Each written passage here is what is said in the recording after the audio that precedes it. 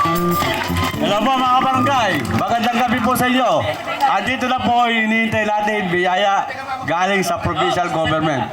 Bago po ang lahat, pasalamatan muna po natin ang ating mga bisita magmula sa provincial government na pinangungunahan ng ating respeto at ginagalang ang gobernador ng ating lalawigan, Governor Oye Matias Umali.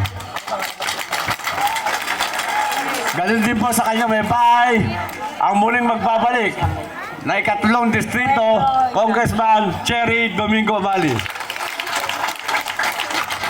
At ang kongresista ng GP Party List, si Sir Lemon Umali. Kapatid po ni Governor yan. At ang iniidolo po ng Nueva Ecija, hindi lang Nueva Ecija, Cabanatuan.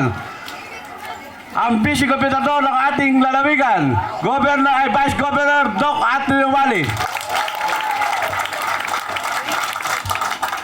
Mga kabarangay, ako po yung nakikiusap sa inyo. Sa pamilya Umali, dito lang po natin makikita ang tunay malasakit at may pagkamahal sa kapwa.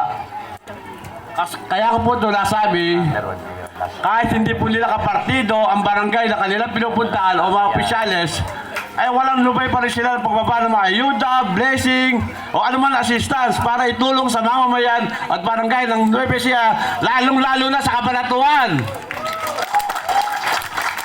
Kaya mga barangay, sumama na po kayo, umali na po tayo!